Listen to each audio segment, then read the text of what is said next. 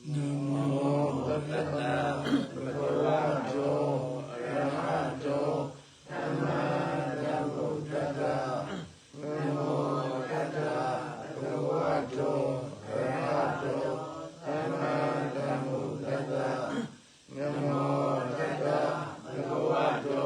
Arahato Sama Sambuddhassa Kita sering jiru Tabamshi Bojim Shio, Nipshu to the Nomu, Miazum Pido Sinjaji, Linia Chindu Yoshido Mudo, Arango non in Biznomu, Sofia, Sinjerosis in Dojinai, Tavenu Daniel Libro, Tujara Swan in Wabuno, Choba Swan, Yashio Mujinjo, Tamata Muda Guno, Togawa Guno in Biznomu, Sofia. Puzo Grojava, Gundo, Yogi Drozengonua, Konji Mula, Mipi Padri, Drogosi, Drogosi, Jamia, Tuta Diwajavi, Mimo Pachana, Tamachana, Jabaruni, Bisuna, Bazi Gori. Sabajai, Vida Sundia, Kani, Comendiava, Tamadi. Tamadi ne Tamadi Shibo Doda Tabu Jure Diamia Saya Ojavame Arabio Diadu Days Tamadi Turone Lugu Yino Diadu Days Rabalu Tamadi Kumari's Rabali Ziva Aliziga Myamalura Sega Ayun Gurema Susai Kabiro Tishini Tamadi Lukore Tamadis Ratna Ada Israel Abon Sibai Soloya Sibai Abon Gonzo Ava Suzumini Taga Yadini Israel Nagribu Erugonzo Suzumini Avulima Dini Jindabova Era Madi Lukora Padidamari Yavudaga Yogi Nyamado Juzajari Pajan Juzaro Say a demon Baba alone Niane Pida Pida Niane Pida Pida Miana Laudi Niane Taindazia Damushibu and Nasavia Lungere Nibo Nasemaya Zunijo Hoda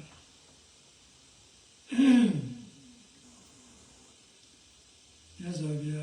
Nambe Winya Gadam. Alone, Simiano, Pitching, she Moundu Sabe, hey, Limiano, Pitching, she the child. Kawama Miazum did it. Adante Miazano, Miane, Dombi and Lem Hoku, Lene Domji Lem Hoku, Sabe.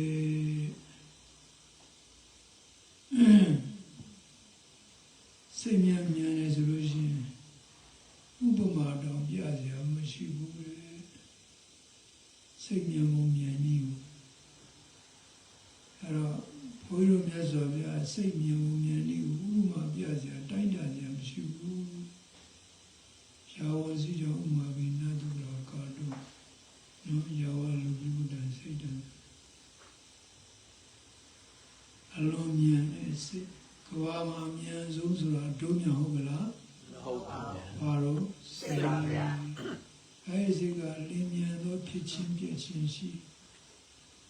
Limia, no pitching, pitching, she, Dia Shuma de Kabu, Tamari, to Trumpi, Shayala. Parodia to the Gama alone. Alone, Piolemian, Pipia Dalemian, and Segu. Ye on Ludava, လည်းတူတူပြောရင်တော့စိတ်ကညီအောင်လုပ်တာစိတ်ညီသွားရင်မှတမာရီဆိုတာဖြစ်တယ်စိတ်ညီမှုတော့ကလည်းစိတ်ကိုကျိုးနဲ့ချီရတယ်နော်ကျိုးနဲ့ချီရဲဆိုတာစိတ်ကအကောင်းလေးပုံစံတော့မရှိတာဘယ်လိုကျိုးနဲ့ချီအောင်ဒါဥမာအနေနဲ့ပြောတယ်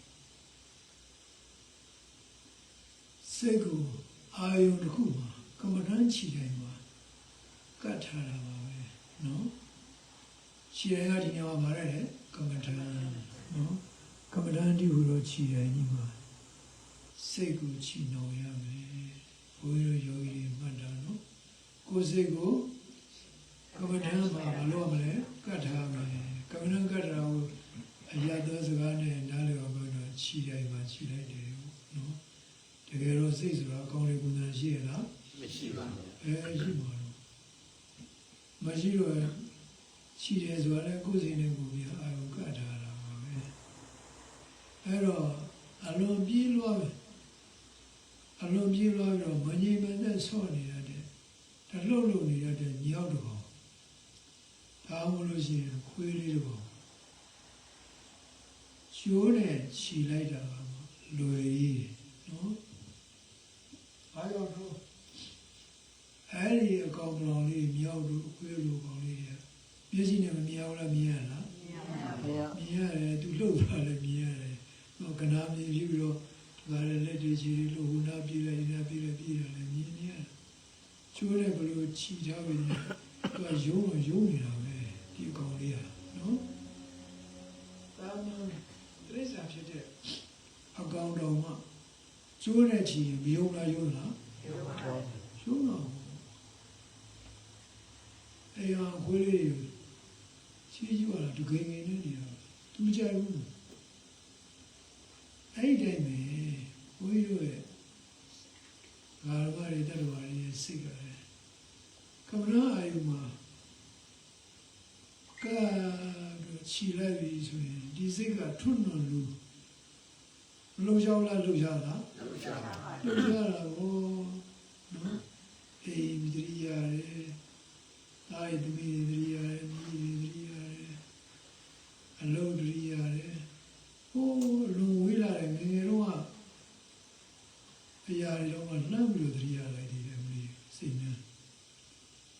နော်တကားလေးနဲ့ဟိုနေကြရလုံဝေးတဲ့ခီးတွေမိုင်းထောင်ထောင်ချီဝေးတဲ့ခီးတွေတော့သွားလိုက်တယ်ပေါ့အဲ့လောက်ကြီးစိတ်စားထိတ်ကိုမလွယ်အဲ့ထိတ်ကိုမလွယ်တဲ့စိတ်ကိုကမ္မရာအာယုမှာချီးပြီးတော့ညင်အောင်လုပ်တယ်ဆိုတာတကယ်တော့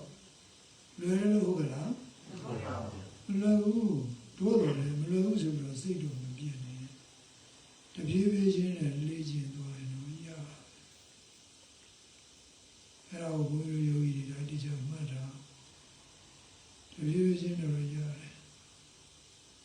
ရလို့မို့လဲဒီတရားလမ်းကြောင်းကြီးကမြတ်စွာဘုရားလည်းရှောက်လာခဲ့တာအရိယသူတော်စင်တွေလည်းရှောက်လာခဲ့တာ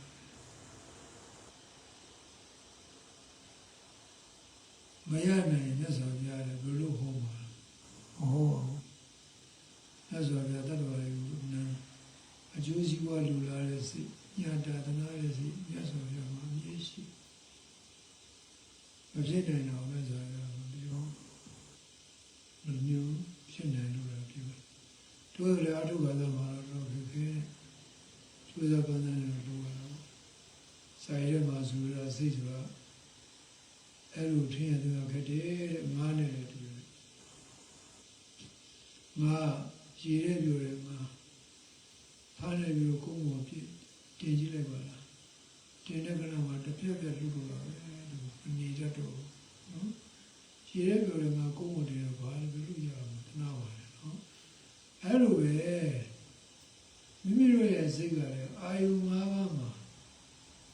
မနာရန်ပြည့်တာနိုးနေတဲ့အချိန်မှာမပြေဘူးလားပြေးသလားပြေးတာအဲ့ဒီချိန်လုံးအိပ်ရောသွားရင်ရက်သွားတယ်နော်လုံးရောသွားရင်ရက်သွားတယ်စိတ်နာရသွားတယ်ဂျာတဲ့ချိန်ကတော့ပြေးတာပဲအဲ့ ကြောင့်လည်းစိတ်မှာပင်ပန်းမှုတွေဖြစ်တယ်လောဘပစ္စယနဲ့တွေ့တယ်လောဘဖြစ်လိုက်တယ်ဒေါသပစ္စယနဲ့တွေ့တယ်တကားနဲ့ဒေါသတွေဖြစ်ပြီးလူကပါဒုက္ခရောက်တယ်ဒေါသဖြစ်ပြီးအလွန်ကျွတ်ဆက်တဲ့စိတ်ဖြစ်သွားတယ်ဒေါသနဲ့တွေ့တယ်ဒေါသပစ္စယအောင်နဲ့တွေ့လိုက်ရင်ဒေါသဖြစ်လောဘပစ္စယအောင်နဲ့တွေ့ရင်လောဘဖြစ်ဝိနည်းစရာအောင်နဲ့တွေ့လို့ရှိရင်ဝိနည်းစရာဖြစ်မတည်ငြိမ်တဲ့ဘဝကိုရောက်အဲ့ဒီမတည်ငြိမ်မှုများလေဒုက္ခတွေများလေပဲတောက်ခုကမှဆိုလူ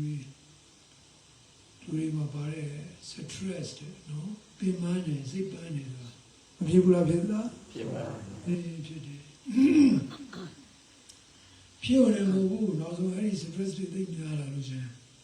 စိတ်ကဒဏ်ဖြစ်ပြီးတော့စိတ်ရောဂါတွေများတယ်နော်ဒါတရားအထုလူအပ်တဲ့ကြောင့်ဘုရားတဘောပေါက်စီစိတ်ကဒဏ်ရတဲ့ဒီရအဲ့ပင်မလို့အခုခေတ်ကာလမှာစိတ်ရောဂါမှာအများကြီးဖြစ်တယ်အသေးရွယ်ငယ်သူရွယ်အလတ်ပိုင်းရောကြီးတဲ့လူရောစိတ်ကြရောဂါနဲ့ depression ဆိုတာဖြစ်တယ် bipolar ဆိုတာလည်းရှိအခုကမှဆိုနောက်ဆုံးကိုရောဂါတူရှိတော်ရရဘိုးလို့ရှိလူတွေဆရာဝန်ကြောက်ကလာပြီးတော့ခုကမှရွယ်မြင့်ဖြစ်နေရောဂါရှိတယ်ပြောပါလေပါ ADHD ဟာဒါ ADHD ကဘာလို့ပါဝါလိမ့်မယ်ဆိုတော့စိတ်ကနာမည်လူဖြစ်တဲ့ရောဂါပဲ ADHD ဆို attention deficit hyperactive disorder စိတ်ကအောင်ပြီးမှစိုက်စားလို့မရတော့စိတ်ကနာမည်မေ့လွယ်တော့ဘယ်နဲ့ဓာတ်တော်မှလည်းမသိဘူးတကူမလို့ချာလို့ကြားလို့မသိဘူးဘယ်မှာချခဲ့မှလည်းမသိဘူးခဏနာမေ့ခဏတကားအောင်ဆိုင်တယ်မရချင်တော့ရောဂါတွေဖြစ်လာအဘိုးယောဂီတရားထုတ်ခြင်းလူအပုံတွေလူတွေပုံတော့ပေါ့အဲ့ဒီ ADHD ဖြစ်ပြီးဆိုရင်အဲ့လူတွေလှုပ်လို့ရတာဆင်ပြေများလာစိတ်ကစူးစိုက်မှုမရှိတော့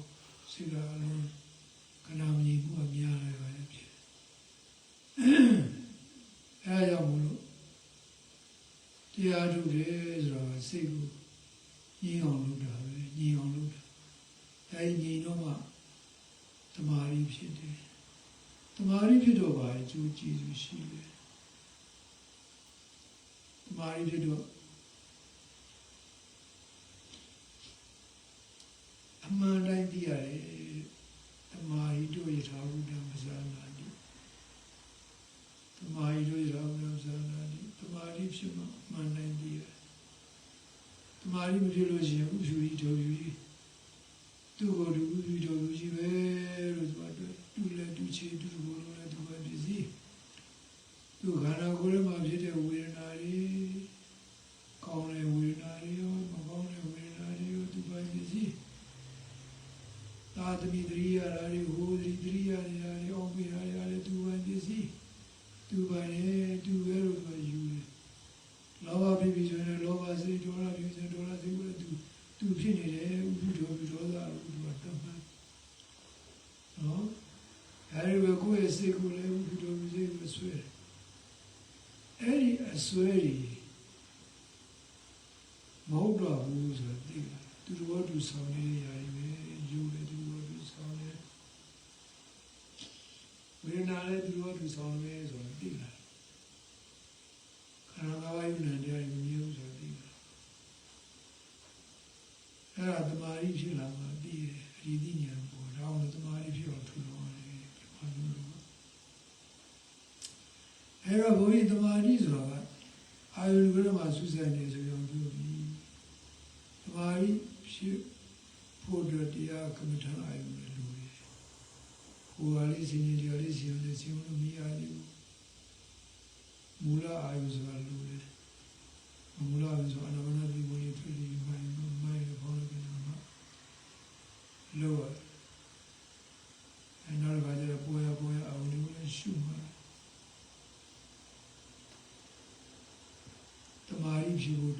ခြိတယ်နေလူတယ်ဒါကိုဘုန်းကြီးတို့ရှင်းပြတော့ယောဂီတို့ပေါ့လေချင်းကြီးုံလေးနဲ့မရဘူးဆို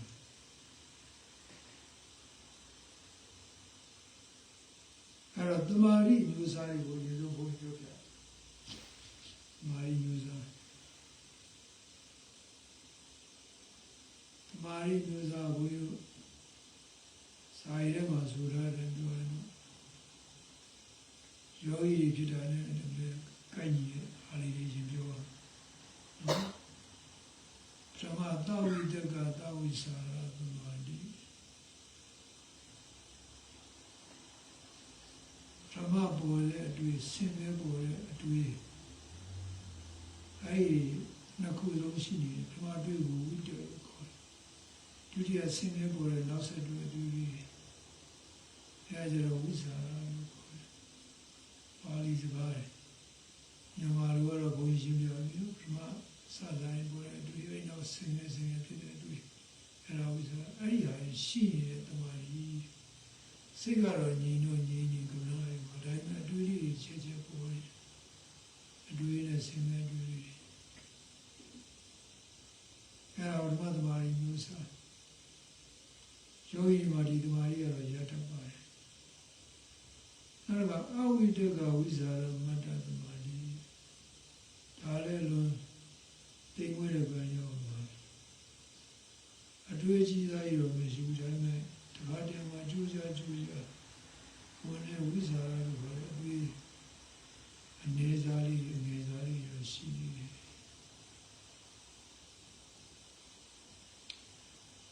ဒါတော့တရားအထုလို့ရှင်ရတာလည်းကောင်းပါ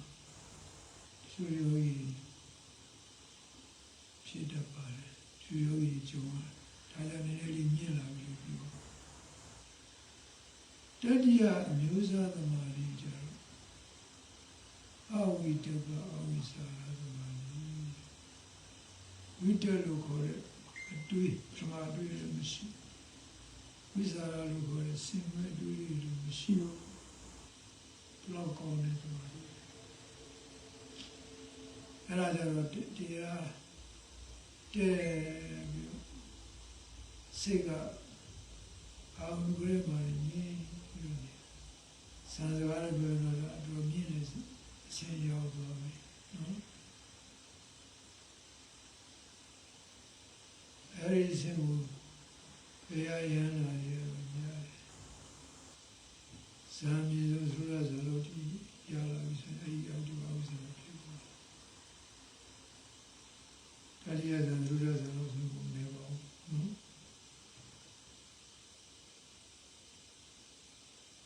အဲ့ဒါအမြင်ဖြစ်သွားပြီအဲ့ဒီစင်ရောက်သွားယောဂီကတရားထုလို့သိကောတရားနဲ့အထိုင်နေရအလုံးချမ်းသာတတ်တယ်ဟုတ်စိတ်ရဲ့တဘာဝအနေထားနဲ့ပြောတဲ့သမာဓိသုံးမျိုးကိုဝင်ရှင်းပြနောက်ကကာလတိုင်းတာနေနဲ့ပြောတဲ့သမာဓိသုံးမျိုးရှိတယ်အဲ့ဒါကဘာလဲခဏိကသမာဓိခဏိကသမာဓိခဏိကဆိုခဏဣကခဏကခဏလောက်ပဲဣကဆိုခဏခဏလောက်ပဲခဏတဲ့သမာဓိကြာရအောင်ခေါ်ဒါလည်းလူကလေးတွေဖြစ်တော့လူတွေဖြစ်တယ်တရားထုတရားထုတဲ့ပုဂ္ဂိုလ်တွေကတော့ခဏိကသမာဓိကတော့လိုကူနဲ့ဖြစ်ပါတယ်အတိုင်းတာတခုဒီခန္ဓာဒါကိုဘုန်းကြီးခဏတိုင်းတာပဲခဏသမာဓိချိုးခဏတိုင်းတာဆိုရင်တော်လေးကြာရရှိနောက်ဒုတိယသမာဓိကဥပ္ပစာရသမာဓိဥပ္ပစာရသမာဓိဥပ္ပဆိုအနိနာမှာစာရဖြစ်တယ်အနိနာဖြစ်တာဆိုပါလဲဆိုတော့ဟိုအရှိအကောင်းတဲ့သမာဓိနာမှာဆိုဖြစ်တယ်ဆိုဒီသမာဓိကျတော့တို့ချိန်ကြတော့ချိန်ကြသွားပြီအချိန်ကြောကြတာနဲ့10မိနစ်15မိနစ်30တိုင်းအဘနာသမာဓိတဲ့တတိယမျိုးစားအဘနာသမာဓိဆိုတော့အလွန်တည်ငြိမ်တဲ့စိတ်ရဲ့တည်ငြိမ်မှုကိုရပါနေမှာ ရာဂာနီမှာဖြစ်တဲ့အစာဝိုင်းသမာဓိရဲ့အဲ့ဒီသမာဓိရောက်ပြီဆိုတော့တောက်လျှောက်နေရတော့အဲ့ဒါအမြင့်ဆုံးပဲလို့မှအဲ့ဒါတော့ဇန်တိရောက်ပါပြီဇန်သမာဓိတွေမေဖို့သမာဓိတွေရောက်အဲ့ဒီနောက်ကာလတိုင်းတာရပြောတဲ့သမာဓိတွေမှာဒီသမာဓိကကြာကြီးခံတယ်ဥစ္စာသမာဓိကတော့ဒုတိယအကောင်းဆုံးနော်အဲ့တော့ကာလတိုင်းတာရခွဲခြားပြတဲ့သမာဓိသုံးမျိုးမှတ်တာအဲ့ဒီခွဲပြတဲ့နှစ်ခုလုံးကလည်းတဘောပေါက်နေပါတယ်ဒီမှာစိတ်ရဲ့သဘာဝနဲ့အတွေ့အကြုံမကြမ်းဘူးဒီလိုပြောတယ်ဒုတိယခွဲခြားပြတဲ့အမျိုးအစားကျတော့ကာလတိုင်းတာနေမှာအဲ့တော့ကိုယ်ကိုကြည့်ဖို့အတူနေတယ်ဒီသမားကြီးတွေမှာခဏကသမားကြီးကဒရေမခဏကသမားကြီးကတော့ပြောရတဲ့လူဖြစ်တော့ပါတယ်အကျိုးအားလုံးကရှင်ကောင်းလာပြီဥစ္စာသမားကြီးတွေဖြစ်နေတာပါပဲအောက်လို့စိတ်ပြည့်စရာမရှိဘူးတရားမှာဘယ်တော့မှစိတ်ညီမှလည်းဆိုတော့တွေးဘူးနေကိုယ်လိုကအတူတူပဲပေါ်ရအောင်ဒီမှာစိတ်ကိုကပ်ပြီးရှုမှတ်နေဖို့ပဲအဓိကပဲအဲ့ဒါဆိုလို့ရှိရင်အခုယောဂီတွေသမာဓိရဲ့မျိုးစားကိုလည်းဘုန်းကြီးရှုတော့နှမျိုးကနေပြီးတော့ရှင်းပြတော့သုံးမျိုးစီရှင်းပြတာဘောပေါ့ပြီဒီကသမာဓိနိမိတ်တာဆိုတဲ့အကြောင်းကိုပြောမယ်သမာဓိအကြောင်းသမာဓိနိမိတ်တာဆိုပါဠိစကားသမာဓိကသမာဓိနိမိတ်တာဆိုအကြောင်းသမာဓိရဲ့အကြောင်းတနည်းအားဖြင့်ပြောရင်သမာဓိဖြစ်အောင်လုပ်ရမယ်လုပ်ငန်းစဉ်ကြီးမှတ်တာနော်သမာဓိရဲ့အကြောင်းဆိုပါပြောတာလေသမာဓိဖြစ်အောင်လုပ်ရမယ်လုပ်ငန်းစဉ်ကြီးဘာနဲ့တူလဲဆိုရင်နေ့စဉ်လူတွေရှာနေတဲ့ပိုက်ဆံရဖို့အကြောင်းဆိုတဲ့ကလုံးသုံးလိုက်တယ်ပိုက်ဆံက$1ပိုက်ဆံရှိတယ်$5ပိုက်ဆံရှိတယ်$10ရှိတယ်20ရှိတယ်50ရှိတယ်100ရှိတယ်နော်ဒါပိုက်ဆံပဲအဲ့ပိုက်ဆံဈေးဝယ်ဖို့တော့တိုးရပိုက်ဆံရှိပိုက်ဆံအကြောင်းပိုက်ဆံရဖို့အကြောင်းပိုက်ဆံရဖို့အကြောင်းတော့လို့လို့ပါဘောနော်အလုပ်လုပ်ရတာပဲအလုပ်လုပ်မှရအောင်အလုပ်မလုပ်မရအောင်အခုလည်းဒီတိုင်းပဲတမာရီနိမိတ်တာတမာရီရဲ့ကြောဆိုတာတမာရီဖြစ်အောင်အားထုတ်မယ်လို့ဒီတမာရီဖြစ်အောင်အားထုတ်မယ်လို့ဒီကမ္မထာနေပေါ်ဘာရောကမ္မထာဒီနေရာမှာတော့ဘုန်းကြီးတို့မြတ်စွာဘုရားရှင်ကိုယ်ပဲသုရမြတ်စွာဘုရားမှာပြီးကဘုရားအာနာတဘာကြီးတို့မှာပါတာပြောရမယ်ဆိုတော့ပြီးကဘုရားမှာလာတယ်မှာတမာရီနိမိတ်တာဆိုတာသတိပဋ္ဌာန်၄ပါးတဲ့နော်တမာရီနိမိတ်တာဆိုတာဘာလဲသတိပဋ္ဌာန်၄ပါးအဲဒီသတိပဋ္ဌာန်၄ပါးမှာဘုန်းကြီးတို့သတိထားမှာကျို့သတိပဋ္ဌာန်၄ပါးကယောဂီကျို့ဇာဝနာဝရှင်ခဏကြားရပုဂ္ဂိုလ်ရောသတိပဋ္ဌာန်၄ပါးဆိုတာခန္ဓာကိုယ်ကိုခြေခံတဲ့သတိပဋ္ဌာန်ဒါကိုပါဠိလိုကာယ ानु ပဒနာသတိပဋ္ဌာန်လို့ခေါ်တယ်ခန္ဓာကိုယ်ခြေခံပြီးတော့ရှုမှတ်တာပေါ့နောက်တစ်ခါကျတော့ဝေဒနာတွေကိုခြေခံပြီးတော့ရှုမှတ်တဲ့ဝေဒနာ ानु ပဒနာသတိပဋ္ဌာန်ဒါဒုတိယတတိယကစိတ်ရဲ့ဖြစ်ပုံသဘာဝတွေစိတ်ရဲ့သူမြင်နေလိုက်ကြည့်လို့ရှုမှတ်တာစိတ်ဓာတ် ानु ပဒနာသတိပဋ္ဌာန်စိတ်ဘောဘယ်လိုရပါလဲသုံးခုရပါပြီနောက်တစ်ခါကျတော့ဓမ္မလို့ခေါ်တဲ့စိတ်တို့ရုပ်တဘောနာမ်တဘောတွေနော်ဒီနေရာမှာဓမ္မ ानु ပဒနာနည်းလေးခြေတယ်အဲ့တော့ဘုန်းကြီးတို့ချင်းပြောပြမယ်ဆိုရင်နိဗ္ဗာန်တရား၅ပါးခန္ဓာ၅ပါးနော်အတုအာရဏပြအာရဏအတိုက်ခံအာရဏတွေဘောလေးစုံတဲ့ကံမှာဖြစ်တဲ့လောဘစိတ်ဒေါသစိတ်တွေကိုရှုမှတ်တယ်နော်ဘုဇင်တရားတွေနိရောဓတဏ္ဍာမှာဘယ်ဘုဇင်ဖြစ်နေပြီလဲဆိုတာ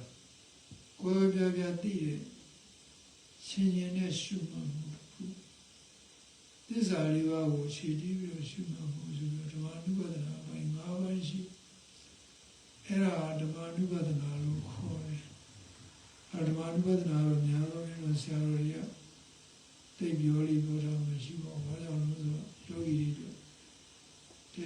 ချိန်ကြမှာနည်းနည်းကလိုတော့ပြောတာပဲလုပ်တယ်အဲဒါကြတော့ယောဂီကိုအလုံးမများစေအာယုမများစေလို့အဲ့ဒါပြောခဲ့တယ်အပရမပိုင်းတိရံသုံးပါးတော့ရှင်းတယ်ခန္ဓာကိုယ်ခြေပြီးတော့ရှိမှတာဒီညမှာတော့ဝင်လေထွက်လို့ပေါ့တိရဏနာတို့ထဲမှာတော့အများကြီးဟောတာရှိပါတယ်တိရဏနာတို့ထဲမှာတော့ခန္ဓာကိုယ်ဣရိယာပုတိတော့ခန္ဓာကိုယ်ဣရိယာပုတိခြေပြီးတော့ရှိမှတာရှိတယ်အဲ့တော့ကျတော့ခန္ဓာကိုယ်လှူရှားမှုသိသိမှုတွေကိုရှိမှတာရှိတယ်သုံးရနုဘောဓရာကိုခြေပြီးရှိမှတာရှိတယ်ခန္ဓာကိုယ်ထဲမှာရှိနေတဲ့ဓာတ်ကြီးလေးပါးကိုအမှုပြီးရှိမှတာရှိတယ်နောက်တစ်ခါကျတော့တည်သွားတဲ့အသေးကောင်တင်းကျိုင်းမှာဆွထားတဲ့အသေးကောင်ကိုယ်မျိုးပါမှုပြီးရှိမှတာရှိတယ်ဒီလိုဘာလို့ပါလဲဒီလားလေတို့ခြေသားဒါပဲရှိလို့ယောဂီမှာတော့ကိုယ်တို့တရားစကားတွေမှာတော့များတော့အာနာပါနကမ္မနာတော့ပဲသွားကိုယ်တို့ဘာစီကျူးရှင်ဘာစီရာကြီးရဲ့ရည်သားမပြတာတော့ဝါရောယုလို့ခေါ်ခေါင်းတော်ပိန်တော့လူလိုက်မှလို့လေအောင်ယူလို့လုပ်တယ်အဲ့ဒါကိုခေါင်းတော်ပိန်တော့မှခိုင်းပါတယ်ဒါတော့ဝါရောမှတ်တာဆိုကာယပဒနာတိခံနေပါပဲထည့်ရမှာပါပဲအဲ့တော့ဒီသတိပ္ပံ၄ပါးကိုမှတ်နေကြကိုယ်နဲ့သားကြပြီးတော့ကျွန်းဝင်ပြီးတာဖြစ်တဲ့ကာယပဒနာဝိညာဉ်ပဒနာစေတပဒနာသတိပ္ပံမှတ်နေသမာဓိအောင်လုပ်နေတာပဲသမာဓိအကြောင်းတရားတွေပဲရိုးရိုးမှတ်တာသမာဓိအကြောင်းတရားတွေကသတိပ္ပံ၄ပါးတွေပဲသဘောပေါက်အောင်အဲဒီသတိပ္ပံ၄ပါးကိုအခုတော့သတိပ္ပံ၃ပါးတွေကပေါ်ရအောင်ရှိမှလည်းလို့ရှိတာသမာဓိရဖို့လည်းလုပ်နေတာပဲနော်သမာဓိရဲ့အကြောင်းပေါ့သမာဓိအကြောင်းသမာဓိပွားမဲ့အကြောင်းတွေပေါ်ရအောင်အထုနေ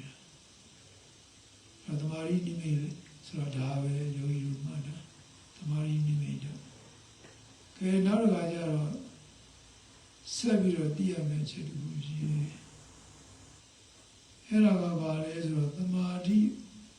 ပရိက္ခာရသမာဓိရဲ့အချမ်းရည်နေသမာဓိရဲ့အချမ်းရည်နေသမာဓိရဲ့အချမ်းဆိုတာသမာဓိဖြစ်ဖို့အတွက်လောဘလုံးနည်း၄မျိုးပေါ့အာထုဘအာထုနည်း၄မျိုးလို့ခေါ်တယ်အဲ့ဒါကိုစာနဲ့ပြောတာတော့သမာဓိပရိက္ခာရလို့ခေါ်တယ်သမာဓိရဲ့ချမ်းရည်ဆိုတာသံဃာဗရံ၄ပါးကိုပြောတာဘာ၄ပါးလဲသမ္မာပဒံ၄ပါးသမ္မာပဒနာဒီပါဠိစကားအဲ့ဒါကိုမြန်မာမှုပြတော့သမ္မာပဒံ၄ပါးသမ္မာပဒံ၄ပါးဆိုတော့ပြီးထူးခြားများအောင်နေတယ်ကိုရောရည်နေရနေအထုနေတယ်အဲ့ဒီအထုတဲ့ကောင်မှာဖြစ်တယ်ကိုယ်နဲ့ဖြစ်တဲ့ဝိရိယစိတ်နဲ့ဖြစ်တဲ့ဝိရိယပဲဒါပဲကိုယ်ကတော့ဝိရိယကိုပြောတာပဲသမဗလာဆိုဘာပြောလို့ကိုယ်စိတ်နဲ့ဖြစ်တဲ့ဝိရိယကိုယ်နဲ့ဖြစ်တဲ့ဝိရိယစိတ်နဲ့ဖြစ်တဲ့ဝိရိယပဲနမူနာလေးပြောမယ်ဆိုရင်ယောဂီတရားထိုင်တဲ့အခါမှာ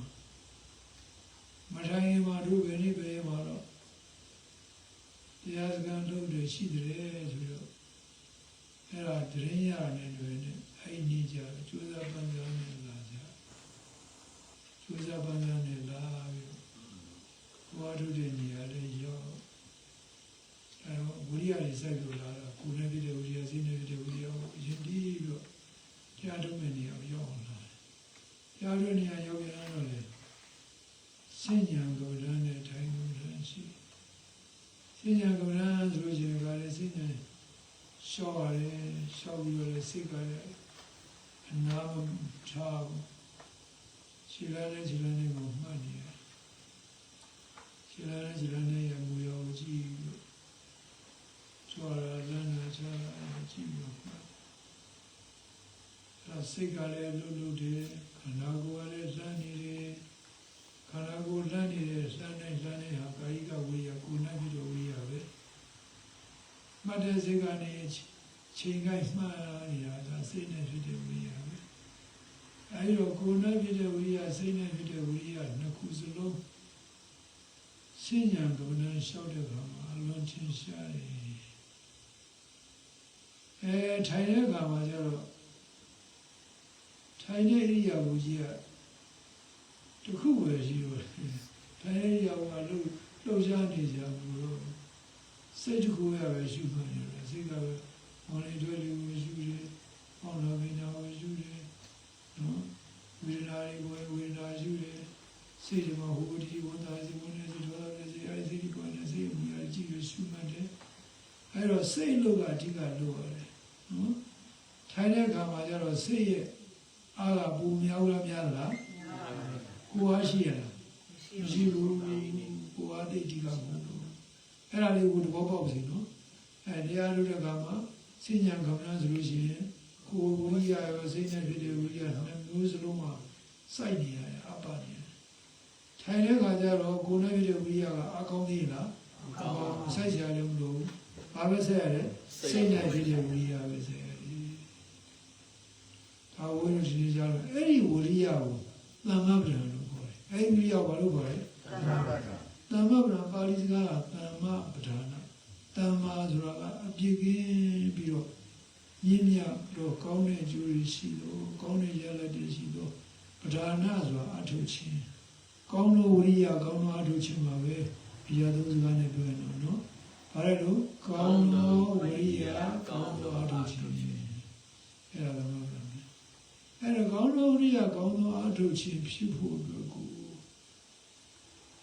နီးရှိဒီလေးမျိုးရှိတယ်။ဒီဘယ်မျိုးရှိတော့ကောင်းသောဝိရိယပြုဖို့ပြုနေကောင်းသောလုံးလာအထုပ်ကိုမလုပ်နေလေးမျိုးရှိတယ်။အဲတော့ဘုန်းကြီးကနည်းနည်းလေးစီဝါရေးသမားကြီးရဲ့ဥပမာလေးပေးပြီးတော့ပြောစီဝါရေးသမားကြီးကနေ့စဉ်ဒုက္ခဆိုင်တွဲပြီးတော့လိုရတယ်ပစ္စည်းကိုစီဟာရောင်းအောင်သူရဲ့အဓိကဥဒိချက်ကတော့ပိုက်ဆံပဲနော်အဓိကဥဒိချက်ကပိုက်ဆံပဲဒီတော့ဒီပိုက်ဆံကိုသူကမရှိသေးတဲ့ပိုက်ဆံကိုရှိအောင်မလုပ်လားလုပ်သလားလုပ်ပါဘူးမှတ်တာနော်ရှိပြီးတဲ့ပိုက်ဆံကိုလေ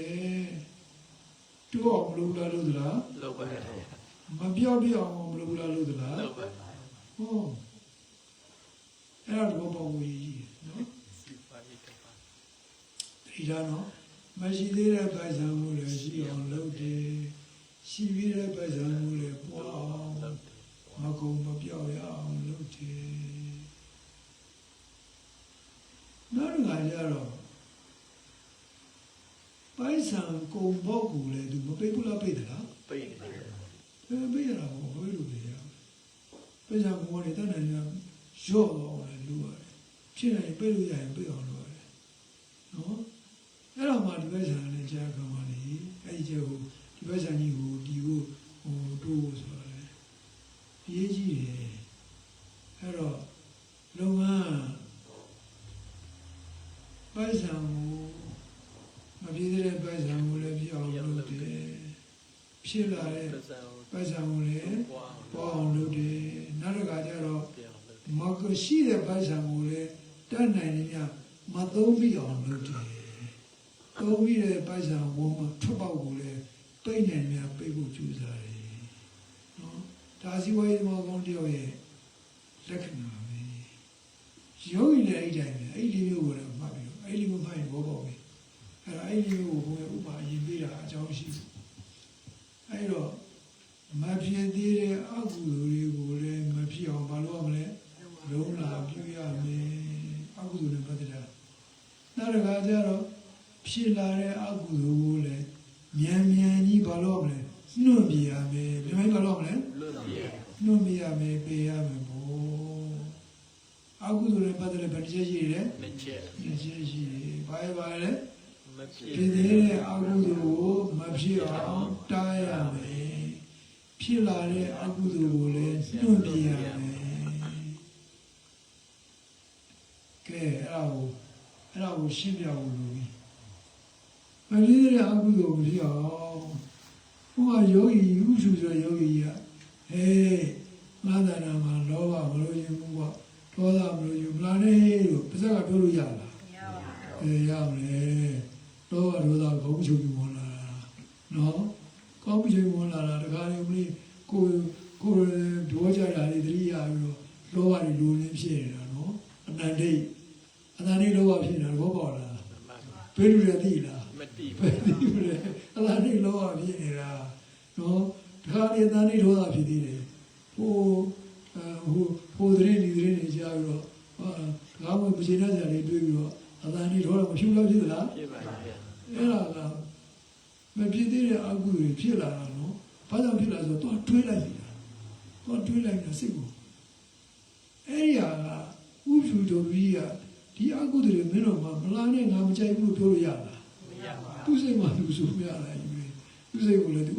ထိချုပ်တဲ့နည်းကမရှိဘူးကမ္ဘာအယုံနဲ့ပဲထိချုပ်တာပဲလုပ်လို့ရအဲ့တော့ဥပ္ပူကြီးကသတိပဋ္ဌာန်တရားကိုအားထုတ်နေတဲ့အခါကျတော့ဆရာတို့လည်းလူကညွှန်ကြားတာလေလောဘဖြစ်ရင်လောဘဖြစ်တယ်လို့မှတ်ဒေါသဖြစ်ရင်ဒေါသဖြစ်တယ်လို့မှတ်မခိုင်းဘူးလားမှတ်ခိုင်းပါအဲ့ဒီသူ့ရဲ့တစ်ခုတည်းသောတားတဲ့နေရာတတိပ္ပံနဲ့ရှုမှတ်တာပဲရှိတယ်ဗျတော့ခါလို့ရလားမရဘူးတကားပဲလို့ရလားမရဘူးလေဒီခန္ဓာကိုယ်ဒီကိုတော့တကားကြီးအိမ်ကြီးဒီခန္ဓာကိုယ်ကြီးတော့အိမ်ကြီးမှာတော့ခါလို့မရဘူးတတိပ္ပံနဲ့ပဲတကားတတိပ္ပံနဲ့ပဲတားတယ်ဘာလဲသားမှာတော့တတိပ္ပံနဲ့တားတတိပ္ပံဒီကိုတော့တကားကြီးနဲ့ပဲပြေးလို့ရပါတယ်ဗျကျန်တာလုံးဝပြေးလို့မရဘူးနော်အမှန်စိတ်ဝင်စားကြကောင်းတယ်ဒီခန္ဓာကိုယ်ကြီးကိုအိမ်လိုပေါ်တာလိုက်ခန္ဓာကိုယ်ကြီးကတဘော6ဘောရှိပါတယ်ဗျဒီခန္ဓာကိုယ်ကြီးဘောဘယ်မှာရှိတော့6ပါးဘော6ပါးမျက်စိနားနှာခေါင်းရှားကိုယ်စိတ်ဘယ်ခုတော့6ပါးအဲ့ဒီမျက်စိနားနှာခေါင်းရှားကိုယ်စိတ်6ပါးစလုံးကိုတော့ကြီးကဘာတော်ကြီးနဲ့ပြရပါလို့တတိပဋ္ဌာန်တတိကြီးကိုတော့တတိပဋ္ဌာန်တော့ဘောတတိပဋ္ဌာန်ဆိုတော့နည်းနည်းရှင်းနေတယ်တတိတော့နော်ရှုမှတ်မှုတတိနဲ့တော့လည်းပေးရပါဗျအဲ့ဒါမပေးတော့မပေးတဲ့အချိန်ဒုက္ခဝင်တော့တာပါပဲနော်ချင်းနေရင်းနေအကုန်လုံးကောင်းလုံးတွေဝင်လာတာအဲ့ဒီကောင်းလုံးတွေကဒေါသတွေဝင်နေလောဘတွေဝင်နေအကုန်ဝင်တော့တာပဲနော်အဲ့ဒါတွေမဟုတ်တဲ့ကိုတတိပဋ္ဌာန်တတိတွေရှုမှတ်မှုတတိနဲ့ပေးပါအခုလည်းဒီတိုင်းပဲမဖြစ်သေးတဲ့အကုသိုလ်ကိုမဖြစ်အောင်လုပ်တဲ့နည်းဆိုတာကရှုမှတ်မှုတွေအဆက်မပြတ်ရှိနေတယ်ရှုမှတ်ဘာလို့မလဲအဆက်မပြတ်ရှိအဲဒီအဆက်မပြတ်ရှိနေလို့ရှိရင်လောဘဒေါသလို့ခေါ်တဲ့ချင်းနေရင်နေဝင်လို့ရသေးလားမရဘူးဒါပိတ်ဆိုနည်းအောက်ပါဘုရားအလွယ်ဆုံးနည်းပြောပြီနော်ကဲဒါကမဖြစ်သေးတဲ့အကုသိုလ်တွေမဖြစ်အောင်ပိတ်ဆိုနည်းကိုပြောပြီးနောက်ကဖြစ်လာတဲ့အကုသိုလ်တွေကိုနှုတ်ပြတဲ့နည်းပဲနှုတ်တဲ့နည်းကိုပြောကြတယ်ကိုယ်တဏ္ဍာမှာလောဘဖြစ်လာပြီအာဟုဒီကုလေးကတွေးပြီးဒါမှမဟုတ်ဒေါသဖြစ်ကြမရှင်တဲ့ဆရာလေးတွေးပြီးတော့ဒေါသဖြစ်ပြီအဲ့ဒါကိုလေဒေါသဖြစ်မှသိတယ်လောဘဖြစ်မှသိပြီဆိုလို့ရှိရင်ဒီယောဂီကလောရမယ်လို့ကဒီလောဘဒေါသကိုဘာလို့မှာတော့အစင်ဖြတ်ရမယ်လွတ်ပြရမယ်အဲ့ဒါကိုဘယ်ဥပဒေနဲ့လွတ်ပြမှာလို့လက်နဲ့ကိုင်းတော့ကဲသွားတော့ကွာဆိုလွတ်ပြရလားမရပါဘူးအိမ်မှာပေါက်နေတဲ့ပေါင်းမျိုးကိုဆွဲလို့လွတ်လို့ရလားမရပါဘူးမရတော့ဘူးဘာလို့မလဲဆိုတော့အဲ့လောဘဒေါသကိုရှုရအဲ့လောဘဒေါသဘာလို့မှာလို့ရှုတဲ့အခါမှာလည်းဥပ္ပူကြီးကရှုတယ်ဆိုရင်ဒီဥပ္ပူကြီးလောဘဥပ္ပူကြီးဒေါသဆိုပြီးရှုလို့ရလားမရဘူးတကယ်တော့ဥပ္ပူဒေါသဥပ္ပူကြီးရဲ့ဒေါသလည်းမဟုတ်ဘူးဥပ္ပူကြီးရဲ့လောဘလည်းမဟုတ်ဘူးတကယ်တော့လောဘပဲပိုင်ရှင်မဲ့လောဘဒေါသပါဘာလဲတော့ပိုင်ရှင်မဲ့အဲ့ဒီလောဘဒေါသက passport ပါရဲ့လားမပါဘူး ID နံပါတ်ကိုပါရဲ့လားမရှိပါဘူးဆွေလက်စုနံပါတ်ကိုရှိလားမရှိဘူးဘာမလို့လဲနော်အဲ့ဘိုးရိုးတကားဘုံအောင်လို့ရမှတ်တာဒေါသကအိမ်ရတကွာဒေါသဖြစ်နေတယ်ဒေါသငါဒေါသဆိုတော့မလုပ်ပါဘူးအဲ့တော့လူရပြဿနာတက်ပြီးတော့မတော့နော်အဲ့တော့ပိုင်ရှင်မဲ့ဒေါသဘာလဲလဲပိုင်ရှင်မဲ့ဒေါသပိုင်ရှင်မဲ့လောဘကိုပိုင်ရှင်မဲ့တတိပ္ပံစိတ်နဲ့ရှုမှတ်ပါဘာလို့ရှုမှတ်ပါလို့ရှင်းရှင်းလေးမရှင်းလားရှင်းလားအဲဒီရှင်းမှတော့အဲ့မိုက်ကလွန်သွားပါခင်ဗျဥပ္ပူတော်ကြီးကငါလောဘပဲငါဒေါသပဲလို့ရှုတော့တခါလေမျက်နှာတွေကหนีရဲပြီးတော့ဘ ပါဇက်ကပွားစီတရားထုတ်ထားတာပြောတာချို့ယောဂီတွေတရားထုတ်ထားပြောတာဒေါသကြီးတဲ့ယောဂီတွေပြီးဘူးလားရှိတယ်တော့မလို့ပဲပြောတာလုံးတာရှုတယ်ပြီးတော့ဉာဏ်စင်နာပြီးသားပါတယ်အဲဉာဏ်စင်နာယောဂီကတော့ဒေါသဖြစ်နေသေးတယ်နော်ရှိတယ်တော့မလို့လေဟုတ်ပြီပုဂ္ဂိုလ်ကတော့မဟုတ်ဘူးအဲဒါတို့လွတ်ထွက်သွားတာသူတရားသူအထုတ်တာတရားထုတ်တာသူကအထုတ်တဲ့ကမှသူတရားရှိတာလေအောက်တာအထုတ်ရပုံမှန်ပြန်ဖြစ်သွားတယ်နော်အဲဒါကြောင့်မလို့ဘုရားယောဂီတို့ပြောရတယ်တရားအထုတ်ကြအိမ်မှာနေရတယ်မြေရတော့အထုတ်အများကြီးအထုတ်တော့မှတတိချင်တော့အထုတ်တယ်လို့ကြာဒါမှကုဒေါသကိုထိုင်နေမှာထိုးစီမနိုင်ဘူးသွားမလို့လေဒေါသကိုယူဆော့လို့ပြလိုက်တာနော်အဲ့ဒါကဖြစ်လာတဲ့ဒေါသကိုပယ်ထုတ်တဲ့နည်းဘာနဲ့ပယ်ထုတ်တာတော့တတိပဌာန်ရှုမှတ်မှုနဲ့ပယ်ရပါတယ်ဒါဆိုအကုသိုလ်နဲ့ပတ်သက်တဲ့ချက်တစ်ချက်ပြီးလားပြီးသွားလားတမ္မပဌာန်နှစ်ပါးရသွားပြီနော်နောက်ကကုသိုလ်နဲ့ပတ်သက်တဲ့ချက်ကိုသွားကြစို့သောတော့ပိုက်ဆံစီဝိုင်းသမားရဲ့ဥမာကမဖြစ်မရသေးတဲ့ပိုက်ဆံကိုရအောင်လုပ်တယ်ဟောဒီမှာလေးတိုင်းပဲမဖြစ်သေးတဲ့ကုသိုလ်တရားတွေကိုဖြစ်အောင်လုပ်ပါဘာလဲတော့မဖြစ်သေးတဲ့ကုသိုလ်တရားတွေဖြစ်အောင်လုပ်ပါမဖြစ်သေးတဲ့ကုသိုလ်တရားတွေဖြစ်အောင်လုပ်ပါကုသိုလ်ဆိုတာဘုန်းကြီးတို့နားစိတ်နေပြီပြောတယ်ကုသိုလ်ဆိုတာလည်းဒီနေ့သူကပြည့်နေတာဘာမြင်လဲဆိုတော့လူလာတန်းတာဘုန်းကြီးတို့တရားတယ်ဘုန်းကြီးတို့လူလာတန်းတာကုသိုလ်လုပ်တာလို့မြင်တာဝိပဿနာရှုတာကုသိုလ်ရပါတယ်နော်ဘာလဲဝိပဿနာရှုတာလည်းကုသိုလ်စက္ကန့်တိုင်းမိနစ်တိုင်းဝိပဿနာကုသိုလ်တွေဖြစ်နေတာယောဂီရဲ့တဏ္ဍာမှာမစိတ်ဖြစ်တိုင်းကုသိုလ်တွေမြောက်လာရလားဒီကုသိုလ်ကနိဗ္ဗာန်ဒီပို့တယ်ဝစီယချုပ်နေစီနေတဲ့ကုသိုလ်ဥပ္ပယောဝိယအကြောင်းတော်ပြီးတော့ဒီကနေ့ဘုံတွေမောင်းနေတယ်ပွဲတွေလိုက်နေတူရအဲ့ဒါကတဏ္ဍာထဲမှာတဝဲတွေနဲ့ပဲသွားနေမှာတတိဘဝနဲ့သွားလိုက်နော်တတိလေးဘဝနဲ့သွားကုသိုလ်တွေနော်ခုဘုန်းကြီးတို့ဒီဝိပဿနာကုသိုလ်ကအန္တရာယ်ထဲမှာမလဲတော့ဘဲနဲ့နိဗ္ဗာန်ကြီးသွားတဲ့ကုသိုလ်ဟောဒီကုသိုလ်ကသိပြီးတော့ကောင်းအမှန်ကောင်းတယ်မြင့်မြတ်တဲ့ကုသိုလ်ဝိပဿနာကုသိုလ်အဲ့တော့မှတ်စိတ်ဆက်နေအောင်ရှုမှတ်နေမဖြစ်သေးတဲ့ကုသိုလ်တွေမဖြစ်ဘူးလားဖြစ်သလားဖြစ်တယ်နော်အဲ့ဒါကဖြစ်ပြီးတဲ့ကုသိုလ်ကိုမပြောက်ပြရအောင်ပွားအောင်လုပ်ရတယ်စာရမဆိုတော့ဥပ္ပန္နကုသလနာဓမ္မနာတိယအတ္တဘောဓယဘေယောဘောယဝိပုလဘောနာပါရိပုရိယဖြစ်ပြီးတဲ့ကုသိုလ်တွေနော်ထိတိယတည်တဲ့နေအောင်အတ္တဘောဓကိုပြောဝိပုလယမြာဘောနာယတိုးပေါ်လာပါရိပုရိယပြည့်လာအောင်ကျူစာအထုတယ်လို့ရတယ်အဲ့ဒါကတော့ဘာလဲဆိုရင်မှတ်ချက်တွေဆက်နေအောင်လုပ်တာပဲမှတ်ချက်တစ်စိတ်တစ်ချက်ဖြစ်တိုင်းကုသိုလ်ဖြစ်တယ်အဲ့ဒီမှတ်ချက်တွေကဆက်နေကုသိုလ်တွေမဆက်ဘူးလားဆက်သလားကုသိုလ်ဖြူစင်းတဲ့ကုသိုလ်စိတ်တွေဖြစ်နေတာအဲ့ဒါကဖြစ်ပြီးတဲ့ကုသိုလ်တွေမပြော့ပြအောင်ပွားအောင်လုပ်တယ်လို့ပါပဲဒီတမ္မပ္ပံ၄ပါးဒါပဲလို့ယောဂီတို့မှတ်တာတမ္မပ္ပံ၄ပါးဒီတမ္မပ္ပံ၄ပါးကတမာရိဖြစ်အောင်ရှံရံပေးတဲ့ຢာတွေဘာလို့ပေးတဲ့ຢာလို့တမာရိဖြစ်အောင်ရှံရံပေးတဲ့ຢာတမာရိဖြစ်အောင်ရှံပေးတဲ့ຢာတွေဒါဘုရားလုပ်ငန်းနဲ့ပတ်သက်လို့ဒီတရားကိုဟောတာသူတရားစကားမျိုးမှာတမာရိဆိုတာပါလေတမာရိယူဆပါလေနော်တမာရိဖြစ်အောင်တမာရိရဲ့အကြောင်းပါတရားတွေလေတမာရိကိုပြောလို့နေရပါအချိန်နေပါရင်လည်းသိပြီနောက်တစ်ခါကျတော့တမာရိဘာဝနာတမာရိဘာဝနာတမာရိပွားတာတမာရိပွားဆိုတာဘာလဲယာတိတံဧဝဓမ္မနာအာတိယနာဘာဝနာဘဟုလိကံမြေတမာရိပွားဆိုတာတေတံဧဝဓမ္မနာဒုတိပ္ပံသမဗ္ဗံတရားတို့ကိုသာလေယာတိယနာအချင်းအမြဲမိဝဲခြင်းဒီလိုမိဝဲဆိုတာသုံးနေတာယာဘာဝနာအချင်းတိုးဝအောင်လို့ခြင်းဒီလိုယံဘုလိကံအ ကျဉ်းချိန်ပါများစွာပြုခြင်းသည်တို့အတ္တိရှိ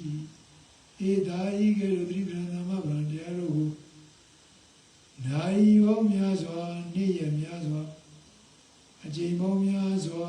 ထပ်ခါပွားများခြင်းချိန်ပါများစွာပြုလုပ်ခြင်းမှုသည်သမာဓိဘာဝနာခေါ်ရတယ်ယောဂီတွေပါကိုတရားစခန်းတို့မှာတတိပ္ပံနဲ့ပွားတယ်။သမဗလာ၄ပါးလည်းမြို့တို့မှာမရဘူးလားရနေလား။ဟောအဲ့ဒီပွားနေတဲ့တရားပွားထုတ်နေတဲ့ဝိသနာတရားထုတ်နေတဲ့ယောဂီရဲ့တဏ္ဍာမှာတတိပ္ပံ၄ပါးစလုံးပွားရရောက်တယ်။သမဗလာ၄ပါးလုံးလည်းပွားရရောက်တယ်။နော်။နောက်တစ်ခါဘုန်းကြီးတို့ဘောဓိပတရားတရား39ပါးပြုစုလာတဲ့ဘုဇင်တရားတို့မေခင်တရားတို့ဣန္ဒြေတို့နော်ဘိုးတို့အဲ့ဒါတွေပါအကုန်လုံးပွားတယ်အဲ့ဒါတွေကတော့အသေးစိတ်ပြောမယ်ဆိုတော့အရှိကြီးပဲဒါပေမဲ့နည်းနည်းတော့ရှင်းပြမယ်ဟိုမှာမေခင်ရှိပါဆိုတော့မေခင်ရှိပါဆိုရင်တမ္မာဒိဋ္ဌိဘုရားတရားနာနေတဲ့ခါမှာတရားထုတ်ရင်တော့တရားနာတဲ့ခါမှာမိမိရဲ့ခန္ဓာကိုယ်ပေါ်မှာရုပ်နဲ့နာမ်နဲ့နှစ်ပါးပဲရှိရဲ့ဒီရုပ်နဲ့နာမ်နဲ့ရတယ်အစမပြဖြစ်ခြင်းသဘောရှိရဲ့ဒုက္ခဘောတွေသိလာတယ်ဒီဒုက္ခကိုအကြောင်းဖြစ်နေတာလောဘတွေဆန္ဒတွေပဲလောဘတွေတဏှာတွေပဲဒီလိုတော့ကြောင်းသိတယ်ဒါသမာဓိဖြစ်နေတာပဲဘုန်းကြီးတို့ဒီတရားတွေပဲဟောတဲ့ကမှာအမှန်နဲ့ရုပ်နဲ့နာမ်နဲ့ကိုယ်ရွာနားရတာလေဒါသမာဓိဖြစ်ခန္ဓာငါးပါးယုံနာတရားကိုခန္ဓာငါးပါးနေနဲ့မြင်ပြီးတော့ဥပ္ပယတော်လူလည်းကျင်းသွားတယ်ဥပ္ပယတော်လူကတာမန်အပေါ်ယံသုံးထားတဲ့ဒစိတ်ကထားတာလို့ရှိတာပဲဆိုတော့ဒီသမာဓိမဲ့ကမရှိဘူးလားဖြစ်လားဖြစ်နေတာတော့မှတ်တာတရားထုံးနဲ့သမာဓိမဲ့ကဖြစ်တယ်သမာဓိကဘာလဲဖြစ်နေတာလဲသမာဓိကတရားထုံးပါတော့ဥပ္ပယတော်ပြီးသူ့ကိုဥပ္ပယတော်လူဒီဒါပေမဲ့တကယ်တော့သူပေါ်တဲ့ယုံနာတရားတွေဝေဒနာတွေတော့တင်ညာစားရရတယ်လေသူတို့ဟာလည်းဖြစ်လာတော့သူသိသွားပြီနော်အဲ့တော့အတွေ့ရတယ်မှန်သွားပြီသမာဓိကပါဖြစ်တယ်တမဝါစာတမကဝန္တတမအာဇီဝဆိုတာကြတိလမခင်ကြီးတိလမခင်ကြီးတမဝါစာတို့ဘုန်းကြီးတို့ယောဂီတွေကိုယ်ပါကြဆောက်တော့တမဝါစာကဆောက်တည်ပြောင်းရှိဘူးလားဖြစ်လားတမဝါစာမခင်မှာပြည့်သွားတာနော်နောက်ကတမကဝန္တလို့ခေါ်တယ်အလုပ်ပိုင်းရတယ်ကိုလို့နေလို့ကကာဒုစရလို့ခေါ်တယ်အကြီးစိုးရဟုတ်ကလားမဟုတ်ဘူးတမကဝနမဂ္ဂင်ကိုမရောက်လားရပါဘူးရနေပြီဟောတော့တမအာဇီဝလည်းမှာကွာတရားထုတ်နေတာတမအာဇီဝပဲမာရတဲ့မူရောလို့လည်းမဟုတ်ဘူးနော်အဲတမအာဇီဝမဂ္ဂင်လည်းရနေတယ်ဟောတမဝါမမဂ္ဂင်တော့ဒီလိုကြောင့်လို့တမဝါမဆိုဝိရိယမဂ္ဂင်တရားထုတ်နေတာတမဝါမမှန်ကန်တဲ့ဒီကိနဲ့ဝိရိယမဟုတ်လားဟုတ်ပါဘူးတမဝါမမဂ္ဂင်ပြည်တယ်နောက်ကတမ္မာတတိတရားရှိမှနေတာတတိမပါဘူးလားပါလားပါပါအဲ့ဒီရတမ္မာတတိမဂ္ဂင်ပြည်နောက်ကကုဏအာယုမှာစိတ်ကငြိမ်ဝတ်သွားကန့်တာနဲ့ပဲနဲ့တမာရီကိုဖြစ်ဘူးလားဖြစ်လားဒီတမာရီကတမ္မာတမာရီကဲရတရားထုတ်နေတဲ့ယောဂီမဂ္ဂင်ရှိပါတရားမပြေဘူးလားပြေသလားပြေပါဝန်တာကြမကောင်းလားကောင်းလားဒါဆိုရင်ဘုန်းကြီးတို့မဂ္ဂင်ရှိပါတရားကတရားအထုတ်ရင်းနဲ့ပြည့်နေတာကိုသိပြီးတော့ပိဋကဇာဝကြီးတွေမှာတွားကြီးမှာပြည့်ရမယ်အောက်မနေနဲ့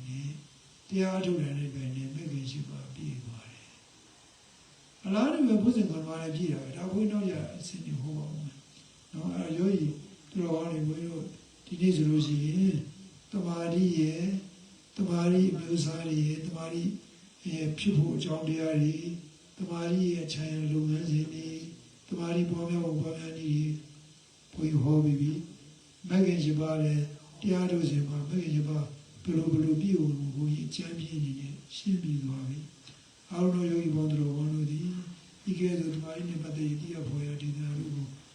တရားချင်းကြောင့်မြို့တော်တန်နဲ့တမာရီတရားများကိုလည်းလောလောကူကူနဲ့ ဖြစ်ပေါ်တိုးတက်အောင်ထူထောင်နိုင်ကြပါစေတမာရီဖြစ်အောင်ဝိပဿနာကမ္မဋ္ဌာန်းတရားကိုပွားများပြီးတော့ကိုယ်ချမ်းသာခြင်းစိတ်ချမ်းသာခြင်းဘဝချမ်းသာခြင်းချမ်းသာခြင်းဖြာဖြာတွေ့ပြီးတော့ရရှိပြီးတော့မချမ်းသာဘူချမ်းသာနိဗ္ဗာန်ချမ်းသာတိုင်အောင်အလွယ်တကူမျက်မှောက်ပြုနိုင်ကြပါစေကုန်သတည်း